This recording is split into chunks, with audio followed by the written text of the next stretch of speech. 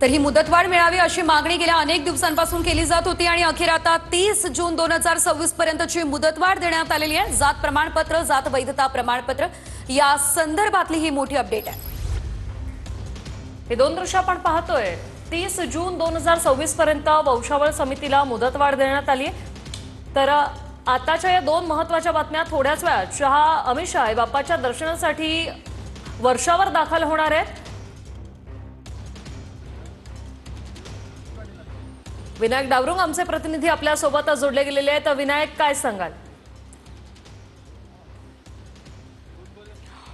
ऋषाली बरोबर आहे। ज्या पद्धतीने मराठा समाजाला जात प्रमाणपत्र देण्यासाठी तालुका स्तरावरती तहसीलदारांच्या अध्यक्षतेखाली जी समिती होती, या समितीला मुदतवाढ जी आहे ती देण्यात आलेली आहे। 30 जून 2026 पर्यंत ही मुदतवाढ जी आहे ती वंशावळ समितीला देण्याचा निर्णय सरकारने घेतलेला आपल्याला पाहायला मिळतोय।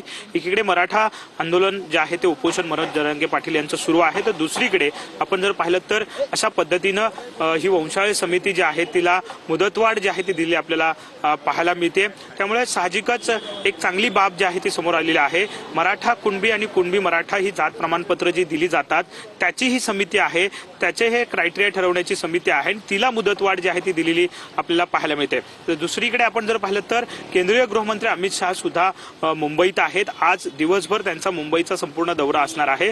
थोड्याच वेळात वर्षा निवासस्थानी गणपती बाप्पाचं दर्शन जे आहे ते अमित शहा जाऊन घेणार आहेत। त्यानंतर लालबागचा राजाचं दर्शन आणि त्यानंतर आशिष शेलार यांचं सार्वजनिक जे मंडळ आहे गणपती उत्सवाचं त्या ठिकाणी जातील आणि शेवटी अंधेरीमध्ये मोरेश्वर सार्वजनिक गणेशोत्सव मंडळ जे आहेत आमदार मुर्जी पटेल यांच्या ठिकाणी जाणार आहे। त्यामुळे हा दिवसभर हा संपूर्ण दौरा आहे। थोड्याच वेळात भाजपचे काही वरिष्ठ नेते जे आहेत ते भेटण्याची शक्यता आहे। एकनाथ शिंदे सुद्धा थोड्याच वेळात सह्याद्रीला या ठिकाणी येतील। त्यामुळे या राजकीय घडामोडी सुद्धा या ठिकाणी होताना आपल्याला पाहायला सह्याद्री अतिथीगृहाच्या बाहेर मिळणार आहेत। नक्कीच विनायक, तुमच्याकडून अपडेट घेत राहणार आहोत। आताच्या दोन महत्त्वाच्या बातम्या।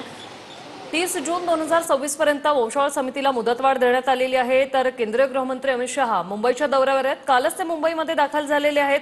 मराठा आंदोलनासंदर्भात त्यांनी तावडेंसोबत चर्चा देखील केली आहे। तर थोड्याच वेळात ते बाप्पाच्या दर्शनासाठी वर्षावर दाखल होणार आहेत। लालबागच्या राजाचं देखील ते दर्शन घेणार आहेत। तर आपण पाहतोय वंशावळ समिती मराठा समाजासाठीच गठीत करण्यात आलेली होती आणि या संदर्भातलाच हा एक मोठा निर्णय घेण्यात आलेला आहे। निश्चितच मुंबईमध्ये हे सर्व मराठा आंदोलक आहे आणि हे सर्व आंदोलक मुंबईमध्ये असताना अशा प्रकारचा हा निर्णय घेण्यात आलेला आहे, ही मुदतवाढ देण्यात आलेली आहे। तर दुसरीकडे आपण जर बघितलं तर सीएसएमटी स्थानक